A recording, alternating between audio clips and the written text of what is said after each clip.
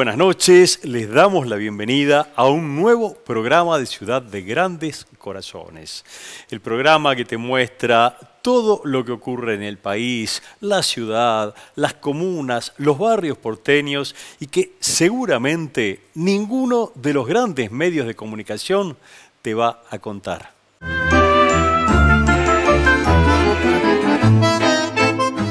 En los últimos programas de Ciudad de Grandes Corazones te fuimos mostrando las aves que habitan las distintas reservas urbanas y te presentamos la reserva del Lago de Lugano. Esta noche vamos a hablar de la reserva ecológica de Costanera Norte, ciudad universitaria, que se encuentra cerrada desde el año 2018. Adriel Magnetti es estudiante de la UBA de Ciencias Naturales, integra ese espacio, el colectivo de la organización civil que trabaja en esa reserva y que está reclamando desde hace 3 años para que se abra ese espacio.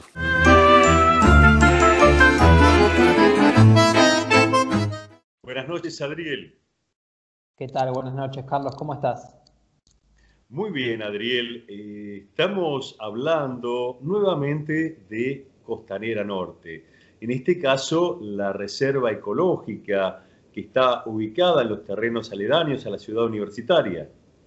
Claro, exactamente. Un área de alrededor de 20 hectáreas que fue, como ya hablamos en alguna oportunidad en este programa, creada durante los años 70 y 80 con rellenos sobre el río y que, bueno, después de muchos años de trabajo de la comunidad, se logró convertir en área protegida en el año 2012 por ley de la Ciudad Autónoma de Buenos Aires y que es un área cogestionada por el gobierno de la ciudad junto a la Universidad de Buenos Aires, ¿no? Porque las tierras son propiedad de la universidad. Un lugar donde ha llegado a lo largo del tiempo distintas especies de aves, de mamíferos, reptiles, anfibios, pero que hoy está cerrada. Claro, sí, es uno de los lugares más importantes para la biodiversidad local, no solo a nivel regional rioplatense, sino también para la ciudad autónoma. Es uno de los lugares más importantes junto con la Reserva Costanera Sur y la Reserva Ecológica Lago Lugano en el sur.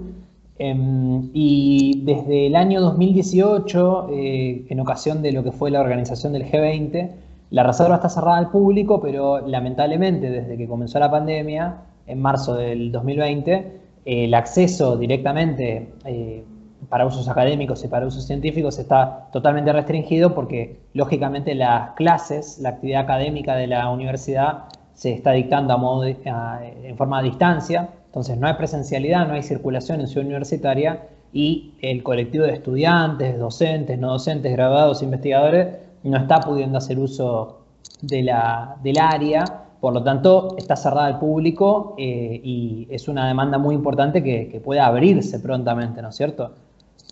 Estamos hablando de varios años que lleva cerrada.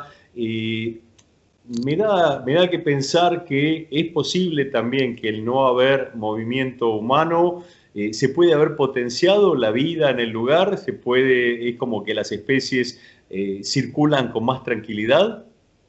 Sí, en líneas generales en ecología cuando disminuye el grado, la intensidad, la frecuencia de los disturbios, en particular la presencia humana suele configurar un disturbio, sobre todo por el impacto sonoro, el impacto mecánico directamente de las pisadas, la presencia incluso con nuestros olores y lo que implica la actividad humana, sobre todo si es muy concurrida, muy masiva, suele sobre todo hacer que la biodiversidad esté recluida, es decir, se esconda. Con los animales es mucho más fácil de ver, pero también lo que termina ocurriendo es que con la vegetación, con la flora, al no haber presencia humana de forma permanente, lo que ocurre es una gran recuperación, tanto en nivel de número de especies, eso es la diversidad, y en abundancias, ¿no? La vegetación llega a cubrir lugares que antes quizás por el pisoteo, por el tránsito,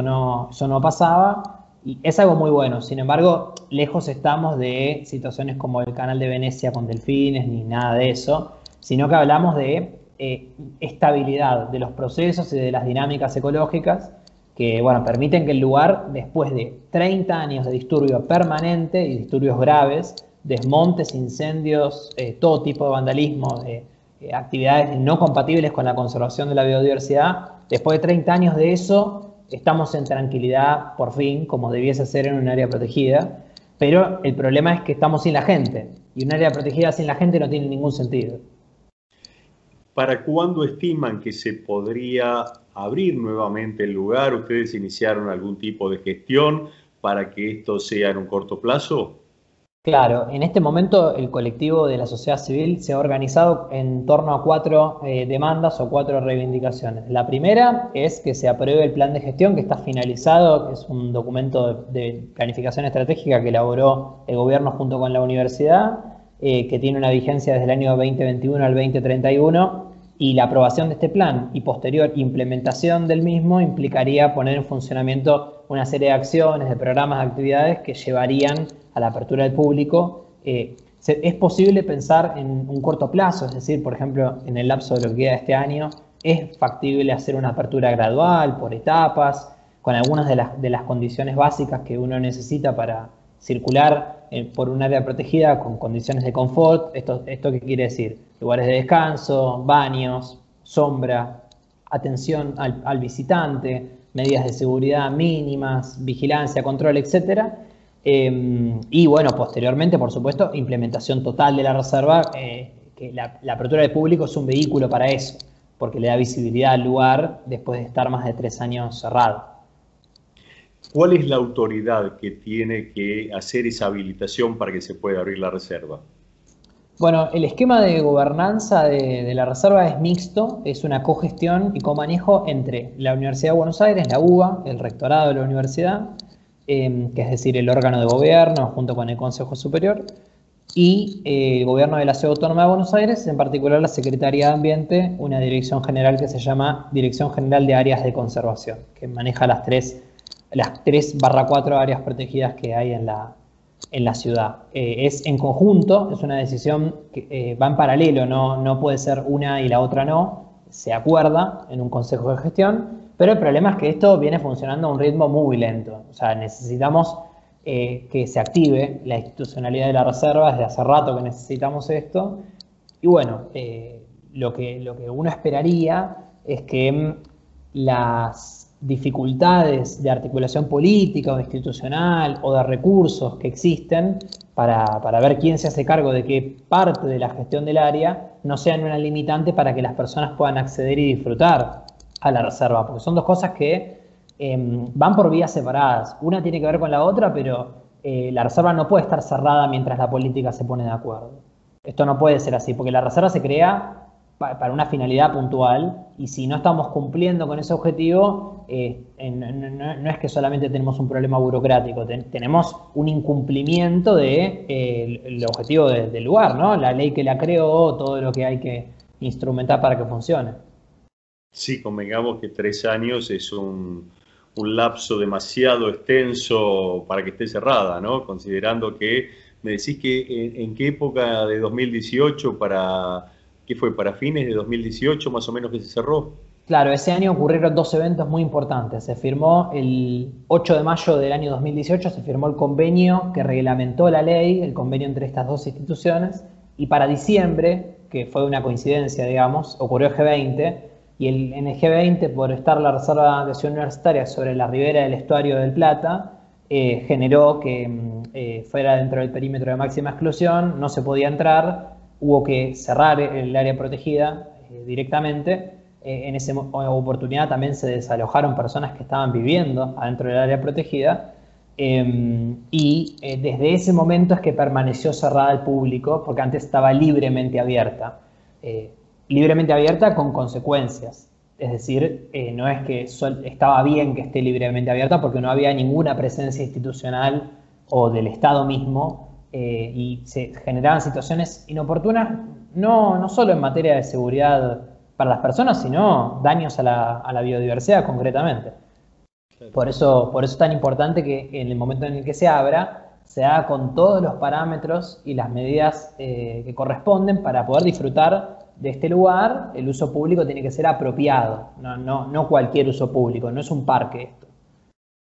Correcto. Y pensamos también en un terreno, una tierra que está muy cerca, que es la que ocupa Costa Salguero y Punta Carrasco.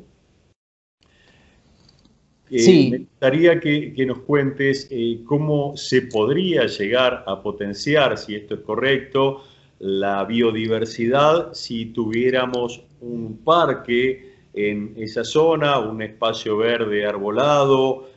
¿Cómo impactaría? ¿Se podría potenciar un corredor verde considerando que más al sur tenemos otra reserva ecológica costanera? claro, y de hecho yo te lo voy a linkear también con un proceso que se está desarrollando en este momento, que es la actualización del Plan Urbano Ambiental de la ciudad, proceso participativo en el que muchas organizaciones y personas están manifestando con toda claridad que no solo la costa tiene que ser de acceso libre y público, sino que además toda la extensión que va desde el Parque de los Niños hasta el límite de la ciudad en el Riachuelo, sobre la ribera del Río de la Plata, tiene que constituir como objetivo principal un biocorredor cultural y natural, donde los diferentes nodos de biodiversidad, que son claramente las áreas protegidas, pero sus parques y espacios verdes asociados, generan todo un esquema de bienestar y de resiliencia frente a fenómenos ambientales, fenómenos de cambio climático, las crecidas de la sudestada, etcétera, etcétera, etcétera, y que obviamente se interrelacionan. Sobre este corredor hidroecológico circula un flujo muy importante de materia y de energía. Esto quiere decir, circula la deriva litoral, pero además de la deriva circula el sedimento, circulan las semillas, circulan los organismos vivos, como la fauna, por ejemplo.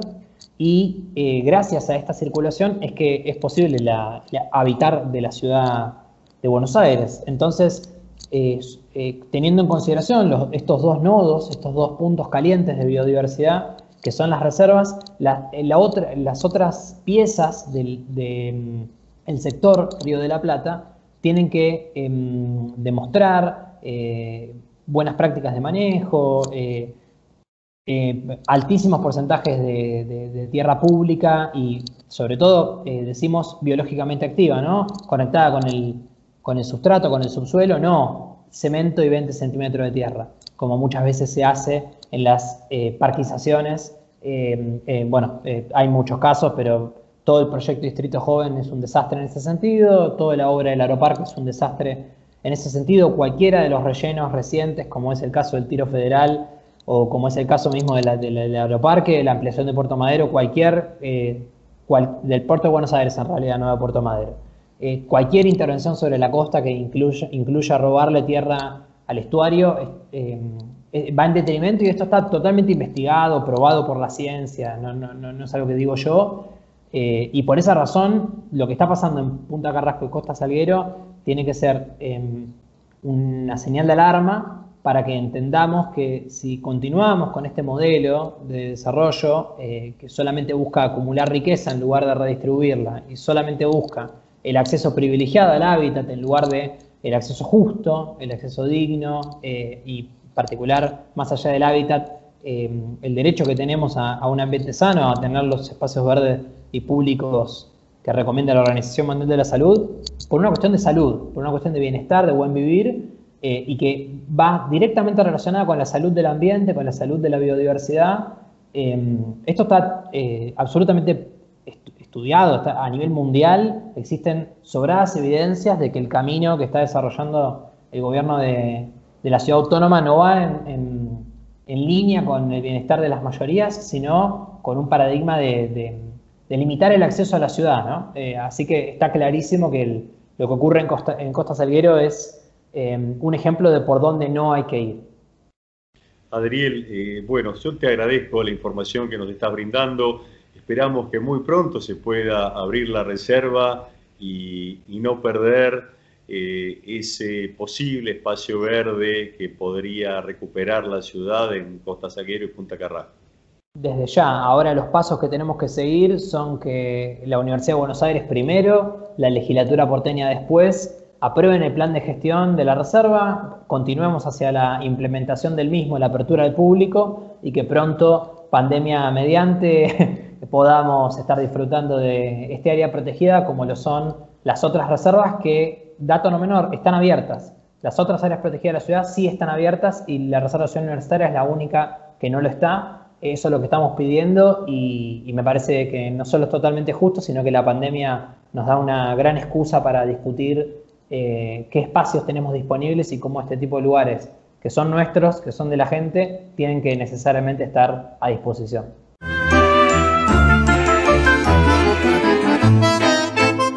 Vivimos en un país que está rodeado por aguas, por un océano, un litoral marítimo muy importante y también una costa fluvial, el Río de la Plata, el Paraná, el Uruguay, pródiga en peces. Sin embargo, el costo del pescado para consumo tiene un valor exorbitante, casi prohibitivo para una gran parte de los argentinos. Estamos hablando del pescado más barato, el filete de merluza, 700 pesos el kilo es el valor promedio de ese pescado fresco. El abadejo, que no es un pez de lujo, pero comprarlo parece que sí tiene precio de lujo, 1.700 pesos el kilo. Y la buena nueva es que el pasado miércoles en la plaza de los dos congresos, la Organización de la Economía Popular, los trabajadores de la economía popular, llevaron el pescado para todos los ciudadanos a un valor de 100 pesos el kilo. Pescadillas, corvinas, pargos, merluza, 100 pesos el kilo. Pescadores artesanales de Mar del Plata estuvieron en el lugar, 12.000 kilos de pescado se entregaron a ese valor y hablamos con Guillermo Morán, que es secretario general de la Cooperativa de Pesca FICSR, y con Daniela Castro, directora provincial de Políticas de Diversidad Sexual, quien organizó parte de la actividad. Estamos hablando de una actividad donde es imprescindible la participación del Estado para poder brindar logística, llevar el transporte adecuado para que el pescado a un precio adecuado pueda llegar a toda la población. También tarifas eléctricas adecuadas para poder mantener la cadena de frío, para poder refrigerar los peces. Pero vamos a las notas con Daniela Castro y Guillermo Morán.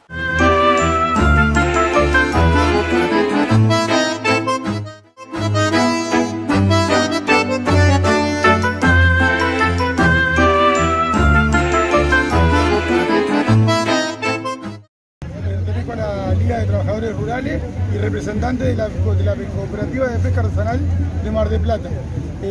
La idea es poner en visibilidad el sector para que podamos traer al precio justo lo que realmente nosotros como trabajadores queremos ganar, o sea, un poco más, pero también que al pescado le llegue barato a la gente, porque nosotros nos siguen pagando un precio descomunal muy bajo y a la gente acá se le sigue cobrando caro. Esto es claramente una ¿cómo decirlo? Es una respuesta a nuestras cosas, a nuestros pedidos y eso. Somos trabajadores de la pesca artesanal y nos dedicamos a eso, nada más. Es un trabajo digno y bueno, lo hacemos cada día que el tiempo nos puede. Estamos peleando permisos de pesca, estamos peleando un lugar con aguas protegidas. Bueno, y a través de la Liga de Trabajadores Rurales podemos nuclearlo en esto y salió esta propuesta y bueno, la estamos tratando de llevar a cabo. El resultado creo que fue bueno, veníamos con miedo, no sabíamos por la lluvia porque sabíamos que iba a pasar y la verdad que nos volvimos sin pescado y con mucha falta.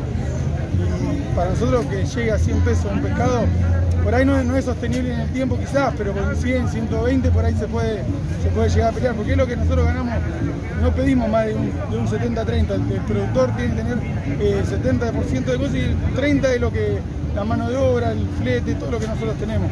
Si se lo vendemos a los acopiadores por ahí genera mucho más gasto y llega acá a 120, 150 y la pescadería está 300, 400 y nosotros seguimos cobrando lo mismo. Entonces eso queríamos visibilizar el sector y que el Estado tenga en claro qué es lo que puede hacer por nosotros. Necesitamos herramientas. Alquilar el camión nos genera un gasto a nosotros. Si la cooperativa tiene un camión o esas cosas, se junta, se nuclea el pescado del día, es toda pesca de anzuelo. Así que bueno, eso es todo lo que más o menos te puedo decir, no sé. Políticas claras que nos digan, que nos ayuden a visibilizar el sector. Tenemos que tener las embarcaciones en condiciones, nos den los cursos que nos piden. Siempre que vamos a prefectura hacemos algunas cositas, por ahí nos piden otras cosas. Entonces nos estamos regularizando. La pesca artesanal en el Mar del Plata hace 30 años se está peleando por el que sea visible. Hoy por hoy el Estado, prefectura, el gobierno, SENASA, INTA, no me quiero olvidar nadie, la agricultura familiar, ahora la Liga de Trabajadores Rurales nos nucleó, nos está dando la fuerza de que podamos ser visibles y poder hacer esto. Llegar con el precio sectorial, no somos empresarios ni queremos aprovecharlo. Queremos agarrar y ganar, lo justo nosotros los trabajadores y también que el pueblo pueda comer más barato. Porque exportarlo, sí, tienen que entrar billete al país, ¿no? Pero podemos primero llenar la mesa. Un plato de comida, yo veía a la gente que dame 5, 6, 7, 10 kilos y es un precio barato. Si se exporta esa plata no va.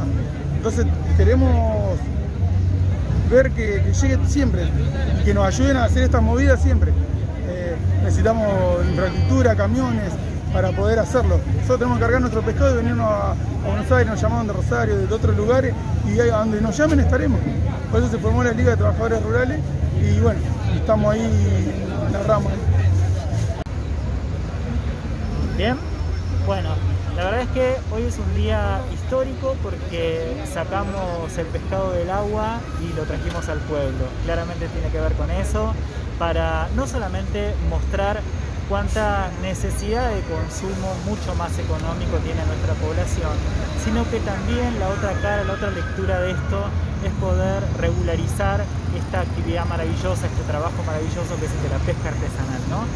Esos compañeros y compañeras, porque también tenemos muchas mujeres pescadoras a lo largo y a lo ancho de nuestro país, en nuestros ríos, en nuestros mares, lo que necesitan, lo que están buscando, lo que se está pidiendo es una regularización.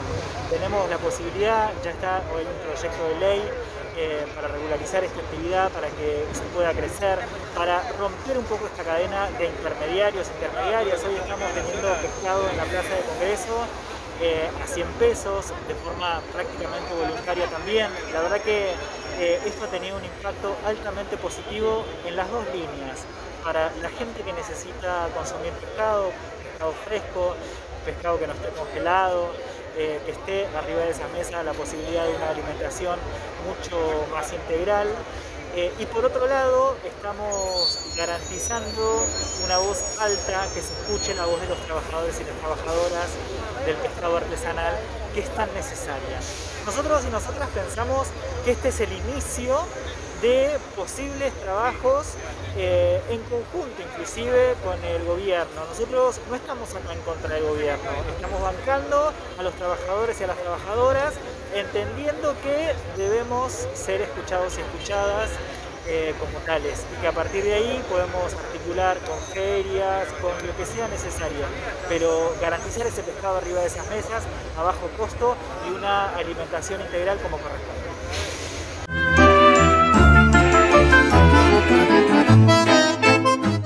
RS Positivo llega con los Barbieri y los chanchullos del señor Garqueta. Te recomendamos que busques en YouTube los videos de RS y bueno, no te pierdas a los Barbieri.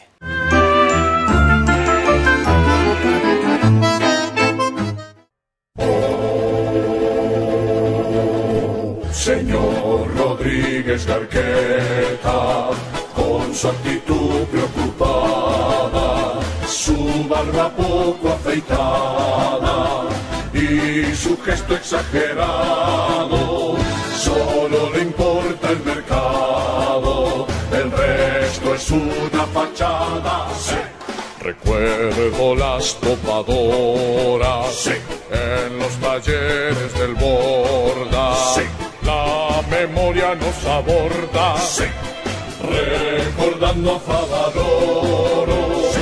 Para usted la guita es todo, sí, del resto nada le importa. Sí. Los chanchullos de Garqueta han sido uno, han sido dos, han sido más de 100. Sí. Los negocios de Garqueta han sido 4, han sido 5, han sido más de 100. Sí. Los Los sobreprecios de Garqueta han sido 8, han sido 9, han sido más de 100. Pero sigue postulado, su camino está blindado, vaya usted a saber por quién. Puede ser Clarín, señor Rodríguez Garqueta, con disfraz de pluralista y con sus dotes de artista, va dejándonos pelados. Usted no cree en el Estado, se denota sin revista. A la vieja escuela pública le retiró el presupuesto con diferentes pretextos y su bla bla bla bla bla. Los dejó sin conectividad a los pibes y a los maestros. Los chanchullos de Garqueta han sido 1, han sido 2, han sido más de 100. Los negociados de Garqueta han sido 4, han sido 5, han sido más de 100. Los sobreprecios de Garqueta han sido 8, han sido 9, han sido más de 100. Pero sigue postulado, su camino está blindado, vaya usted a saber por quién. Tengamos mucho cuidado, que este tipo despiadado es el hombre del establishment. Es el hombre del establishment. Fin, Barbieri. Si quiere fin, vote otro partido, Barbieri, y que la inconsciencia le valga.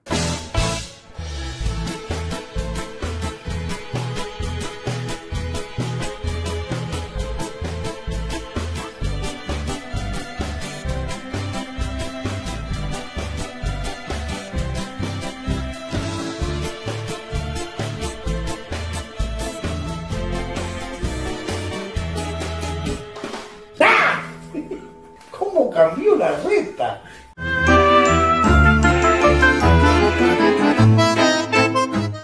El pasado 9 de junio se cumplieron 65 años de los fusilamientos de José León Suárez.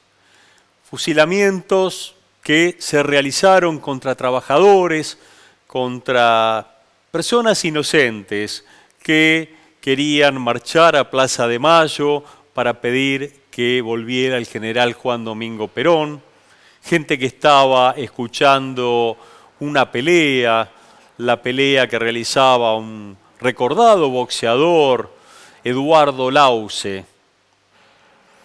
El ejército, la policía se lo llevó, lo fusilaron en los basurales de José León Suárez.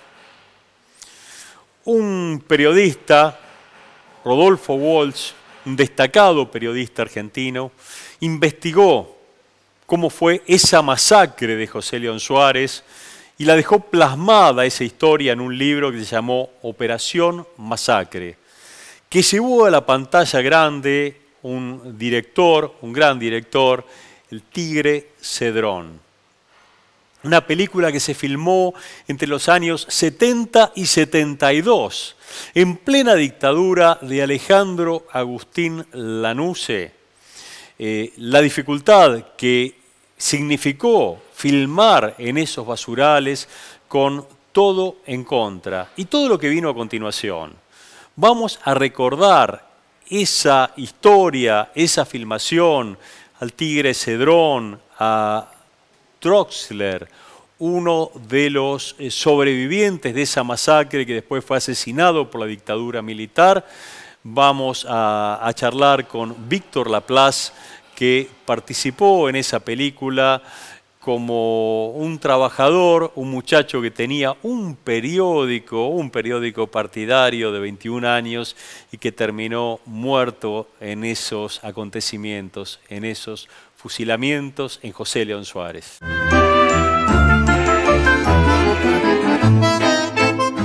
Buenas noches, Víctor. Hola, ¿cómo estás?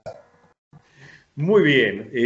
Víctor, el pasado 9 de junio se cumplieron 65 años de los fusilamientos de José León Suárez, Sí. una trágica historia que conocimos la mayoría de los argentinos a partir de un trabajo de investigación notable de Rodolfo Walsh, que quedó plasmado en un libro, Operación Masacre, que el Tigre Cedrón llevó al cine hace ya casi 50 años.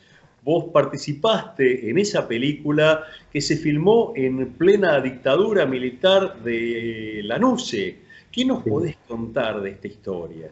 Yo, a ver, en principio, para la gente que no sabe, Operación Masacre fue la denuncia de los fusilamientos de obreros peronistas que fueron asesinados en los basurales de José León Suárez, después de un fallido intento de golpe de Estado en 1956.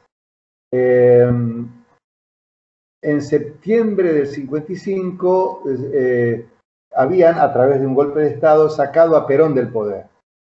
Lo habían sacado del poder. Y allí se instaló una dictadura que se autodenominó Revolución Libertadora, encabezada por, me acuerdo, porque yo era chico, pero me acuerdo, por el general Eduardo Lonardi, que era.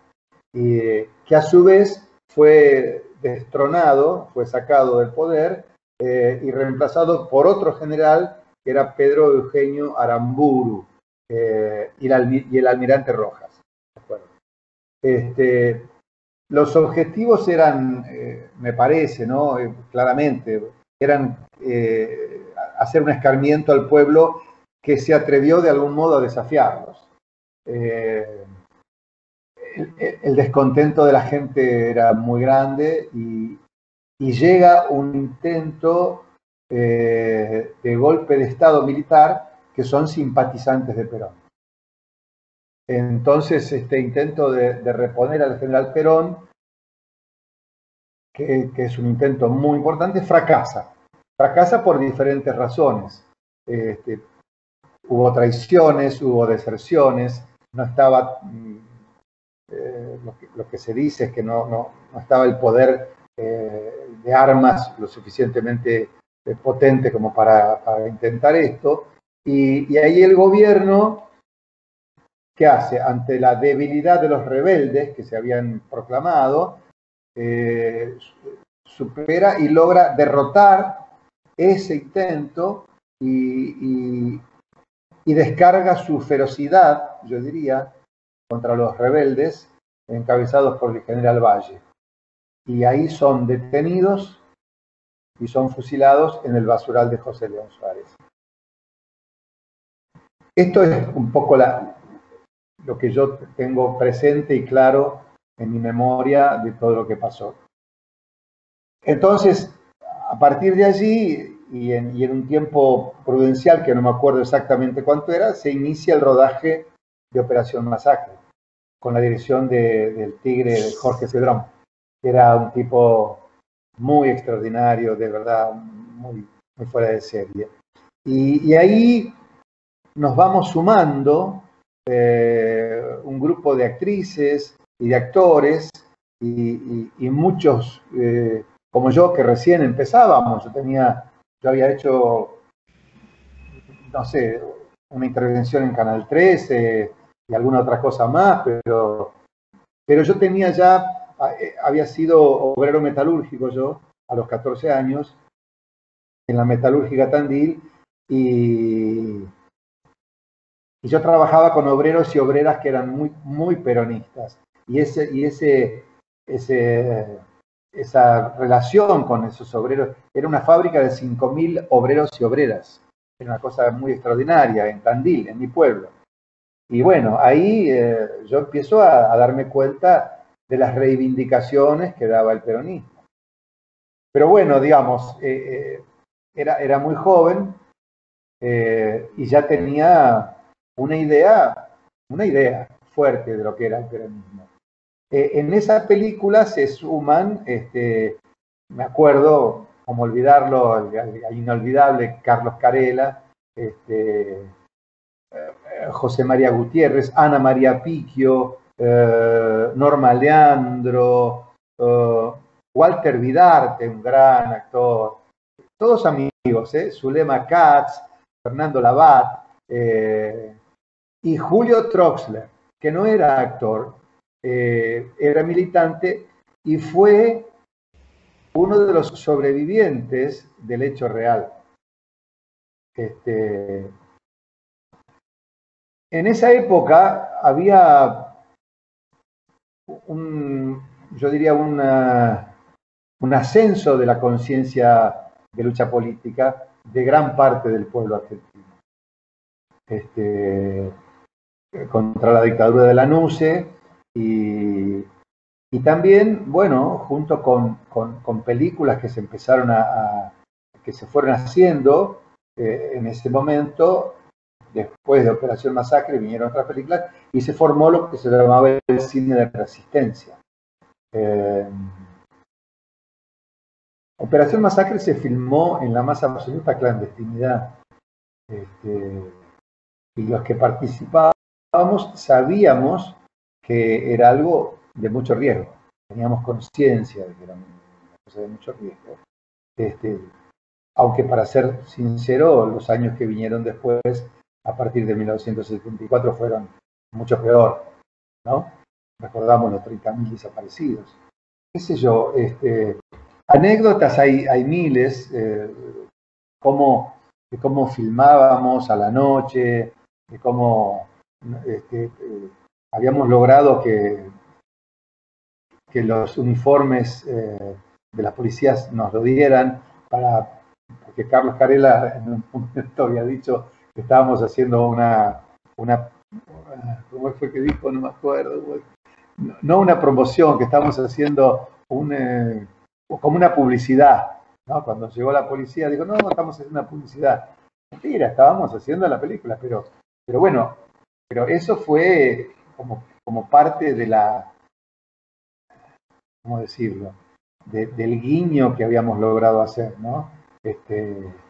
Ahí también conocimos a Rodolfo Walsh, porque vino alguna vez a la filmación y era una persona muy extraordinaria. El guión fue finalmente del Tigre Cedrón y de Rodolfo Walsh, que había dado pie al libro de Rodolfo Walsh, de Operación Masacre.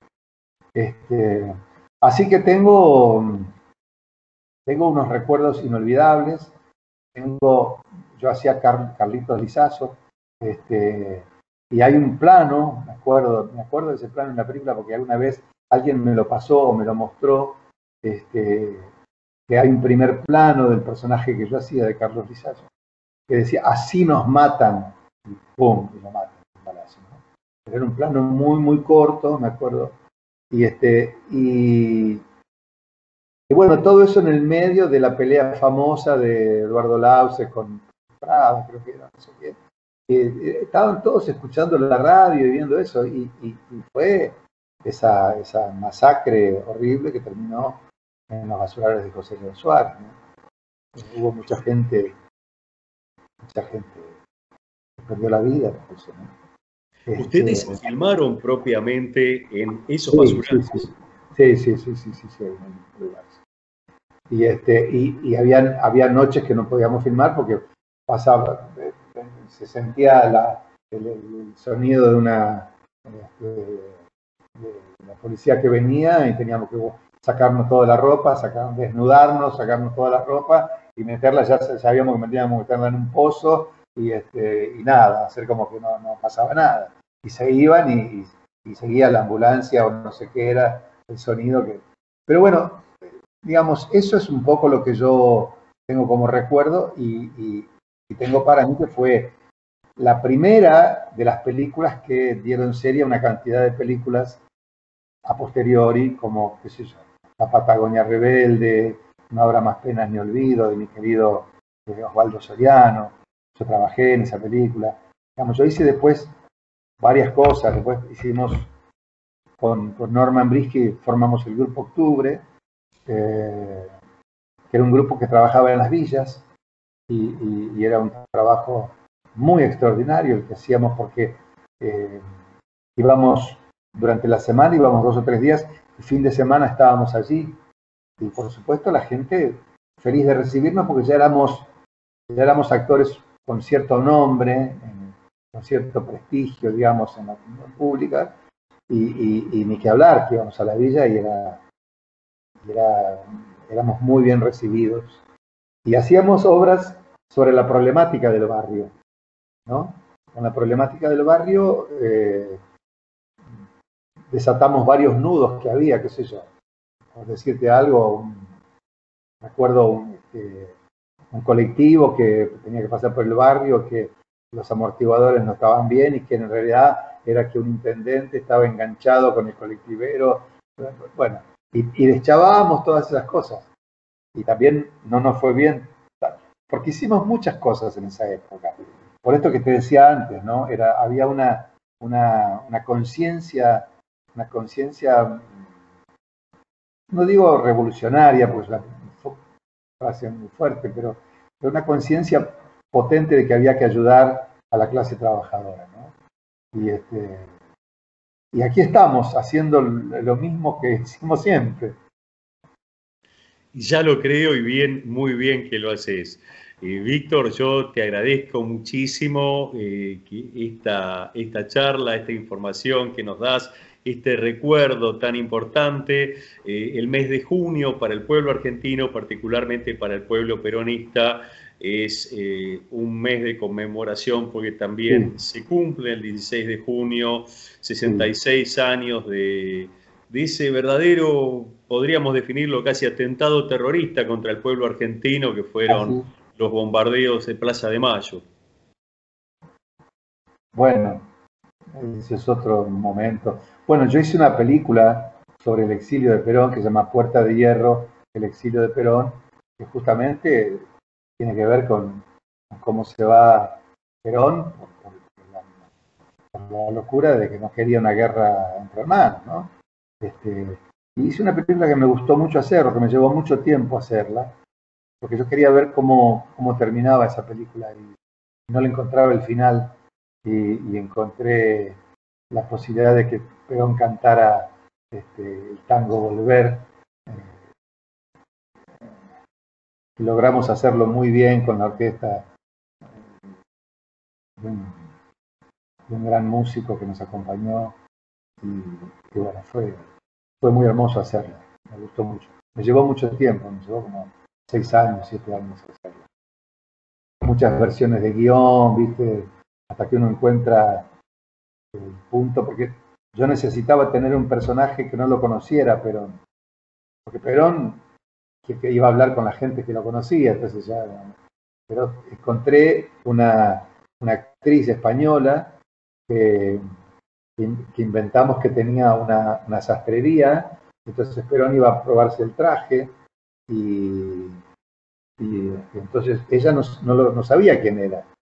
Y Perón dice, bueno, soy un hombre que vivió mucho tiempo en la Argentina y que, bueno, tuvo muchos problemas con mucha gente. En fin, se entablaba un diálogo muy hermoso y ella le preguntaba y le preguntaba y entonces él tenía la posibilidad de contestarle todo lo que había pasado en la Argentina, el cordobazo, en fin, todas las cosas que pasaron después que Perón se fue al exilio, que fueron 18 años, no joda.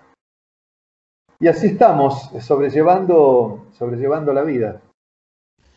Bueno, Víctor, sé que estás muy ocupado, te agradezco muchísimo tu participación en el programa y vamos a volver a contactarte nuevamente.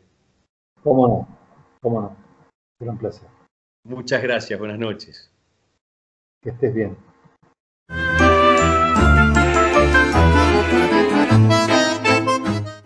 El mes de junio es un mes verdaderamente duro, un mes trágico, podría decir, para el pueblo argentino, para el pueblo peronista. El 16 de junio de 1955 se cumplen 66 años. Aviones de la Fuerza Aérea y la Marina masacraron al pueblo argentino en la zona de Plaza de Mayo. Toneladas de bombas que cayeron sobre los ciudadanos que estaban en la plaza, que circulaban colectivos con estudiantes, las bombas no perdonaron a nadie. A continuación del bombardeo, los aviones de la Fuerza Aérea y la Marina ametrallaron a la gente que caminaba por las calles. Nora Patrick es artista plástica, realizó el monumento que se encuentra en la parte posterior de la Casa de Gobierno, recordando esa tragedia que le costó la vida a más de 300 argentinos y centenares de argentinos que terminaron heridos y mutilados. Vamos a hablar con Nora de esa historia, pero también las actividades que se vienen el próximo miércoles, cuando se cumplen 66 años de ese verdadero acto terrorista que padeció el pueblo argentino y el pueblo peronista.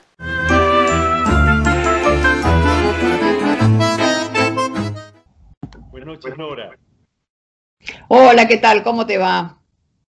Muy bien, Nora. Este 16 de junio se van a cumplir 66 años del peor ataque terrorista que se dio en la Argentina, que sufrió el pueblo argentino seguramente. De algún modo, quizás sea el principio del terrorismo de Estado.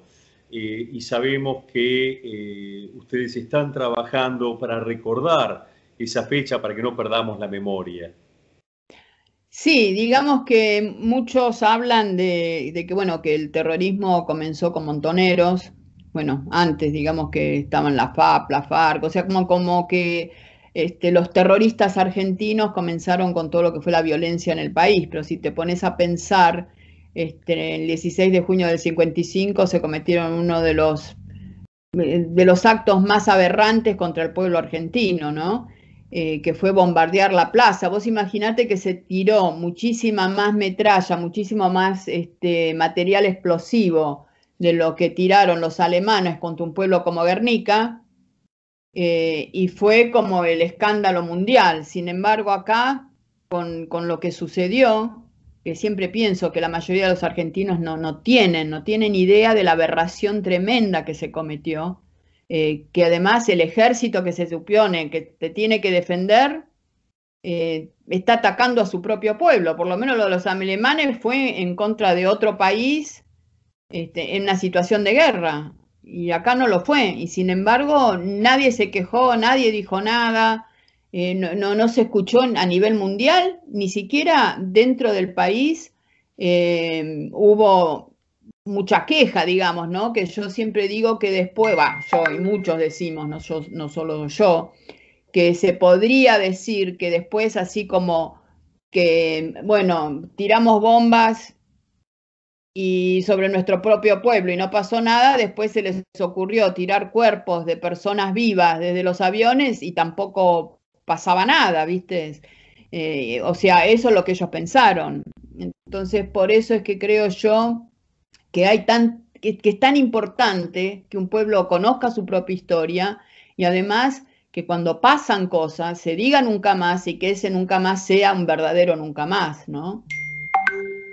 Y en este sentido sabemos que estás trabajando en un video, en una actividad que se va a presentar el próximo miércoles. Sí, este miércoles se va a inaugurar un video que está lo visual armado con arte que he realizado yo, con arte que debería empezar por el arte de los demás. ¿Cómo es que dice el dicho? El burro adelante para que no se escape. Con el gato Nieva, que es con quien he hecho muchos bustos y muchas esculturas. Y con Itzel Bazerque Patrick, que es mi hija, que también es ilustradora. Entre los tres hemos puesto la parte artística que se le ha animado. Y por otro lado, el Archivo de la Nación nos ha dado mucho material sobre el bombardeo, tanto fílmico como fotográfico. Y con eso hemos hecho un video que además, bueno, le pedí a Teresa Parodi, y ella es algo que, bueno, que no suele hacer canciones, música por pedido, pero considerando la importancia que tiene este acto, ella consideró que realmente quería hacer la música para este video, ¿no? Creo que cada acción que las personas hacen cambiando su comportamiento tiene que ver con que son personas que han entendido la aberración tremenda que fue este bombardeo. Si bien se vinieron cometiendo atrocidades contra el pueblo argentino desde mucho antes también, ¿no? Porque el hambre, la falta de vivienda, de trabajo, de atención médica, todo eso también es violencia. No es que comenzó después del bombardeo con el bombardeo, ¿no? Pero digamos que la magnitud de pensar que hubo aviones que además cuando eligieron qué tipo de bombas usar, no eligieron bombas que tenían que ver más con el daño edilicio, sino con el daño humano, porque hay distintos tipos de metralla que salen de los aviones. Además, esta idea que tuvieron permanentemente de sembrar el terror en la población, que tuvo mucho que ver con lo que fue continuando en el tiempo. Pero estamos hablando de un bombardeo donde hubo centenares de muertos, gente mutilada, y no solo gente que fue víctima, ciudadanos, niños que venían en micros escolares, que fueron víctimas de las bombas, sino aviones que salieron a ametrallar a la gente que circulaba por el lugar. Así es, sí, así es. Bueno, y después también las bombas que le quedaron antes de irse a Uruguay, porque después se escaparon hacia Uruguay, donde sabían que nadie los iba a tocar, las fueron tirando en el camino en distintos lugares. No fue solamente la Plaza de Mayo que se bombardeó, hubo muchos sectores y lugares por ejemplo, ahí cerca de donde está ahora la Biblioteca Nacional, también tiraron unas bombas, que era donde estaba la casa de Perón y Evita, por ejemplo, una radio que estaba en provincia, también, bueno, se terminó de tirar lo que le sobró en otras partes. Y es por eso, bueno, que la Secretaría de Derechos Humanos este miércoles 16 de junio a las 17 horas está armando un acto donde se va a inaugurar tanto el corto Flores del 55, que es un proyecto que está sacando adelante Daniela Marino desde familiares de los sobrevivientes y también desde la comisión que tiene que ver con el bombardeo, el recordatorio al bombardeo, y el video, el que te estábamos hablando, que se llama Del cielo los vieron llegar, que lleva el nombre del monumento que hice, que está en la Casa Rosada, recordando a las víctimas. Y la música, bueno, como te decía, es original de Teresa Parodi, y se va a estrenar ese día con ese video. Nora, nosotros sabemos que vos estás permanentemente trabajando también hoy con una editorial y con un libro nuevo que acaba de salir hace muy poquito. Sí, es un libro conmemoratorio también. Se llama Quemá esas cartas, rompe esas fotos, mira el tamaño del libro, para que tengan una idea, 710 páginas. Es un libro en formato especial, de colección, que tiene, entre muchas cosas, tiene 350 fotos, muchas inéditas, tiene también facsimilares de documentos, de cartas, volantes, bueno, hay de todo un poco. Y bueno, como ves, mirá, todo, con diseño, todo. ¡Wow! No, o sea, que no viene todo el material así nomás, todo puesto en letra, sino que el libro es realmente un libro muy especial, y que lo pueden conseguir escribiendo a la editorial, que es muy fácil, es editorialgirones@gmail.com.ar, ¿no? ¿Gmail? Sí, no, a ver, me hago lío yo con los correos. Email.com, sí, está bien, email.com. Bueno, Editorial Girones, ahí lo van a encontrar, y a través de simplemente escribiendo a la editorial tienen accesibilidad al libro. Que no se encuentran las librerías todavía porque no damos abasto a entregar, que vamos imprimiendo, publicando y nos sacan los libros de la mano, así que no han llegado las librerías y creo que este año que viene tampoco llegarán. Bueno, la verdad que es un gran auspicioso. Es auspicioso que haya tanta gente interesada en leer este libro y en recuperar esa historia que está olvidada u oculta de algún modo. Yo te agradezco muchísimo porque sé cuánto trabajás, porque sé que existe un monumento que está detrás de la Casa de Gobierno, ojalá que algún día esté en la Plaza de Mayo, delante. Eso estamos. Pero mira, logros se van haciendo, no te olvides, ayer hubo un fallo muy importante en el juicio contra Ofensiva Montonera, donde lleva el nombre de lo que fue la acción. Ese juicio creo que va a dejar muchos antecedentes porque se recupera la lucha y el derecho de esos compañeros, de todos esos seres humanos que decidieron luchar por mejorar nuestra patria, nuestro destino, y como tales fueron reivindicados el derecho a resistencia. Eso es lo que dice el juicio, ¿no? Que tenemos derecho a resistir. Y creo que es muy importante porque cambia la cuestión esta que trataban de meter en el cerebro de la teoría de los dos demonios. Entonces, de a poquito se van dando pasos donde la justicia, a pesar de muchos, y que la siguen luchando para que la justicia quede aplastada en nuestra patria, en nuestro continente, en la patria grande, por así llamarlo, que yo tanto reivindico y amo, prevalezca. Y que nunca más sea nunca más, sobre todo. Que nunca más sea nunca más. Muchísimas gracias, Nora. Gracias a vos, muy amable. Buenas noches.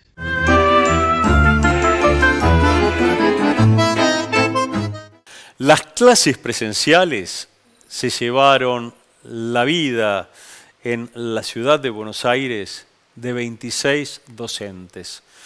26 docentes fallecidos desde el día 17 de febrero, cuando comenzó la presencialidad de las escuelas porteñas. Ciudadanos, docentes, trataron de hablar con Horacio Rodríguez Larreta, que siempre está muy dispuesto para escuchar un elogio, un halago, pero que no responde ninguna clase de cuestionamiento. Te mostramos las imágenes.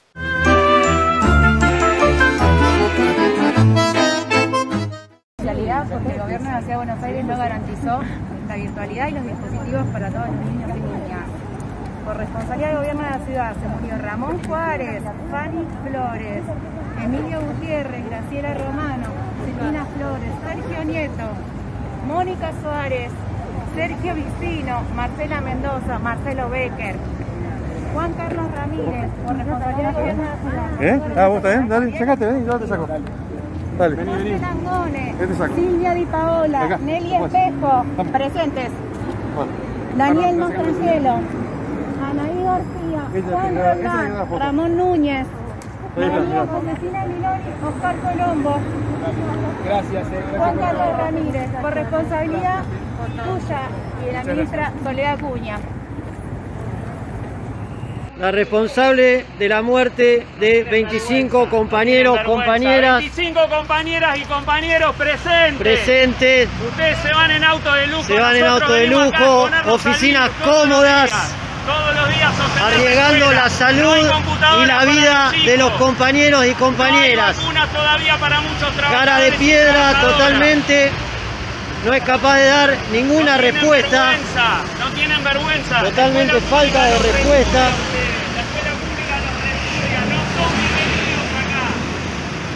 Váyanse a Puerto Madero, donde les queda bien. Bienvenidos en la escuela pública. Ustedes se pueden ir. Acá el compañero que dice que es docente sacándose fotos luego. El compañero que viene a colaborar con Soledad Acuña. Carnero se dice. Exactamente. Después el que aparece en las publicaciones, conversando con la ministra y representando a la escuela. Cara dura.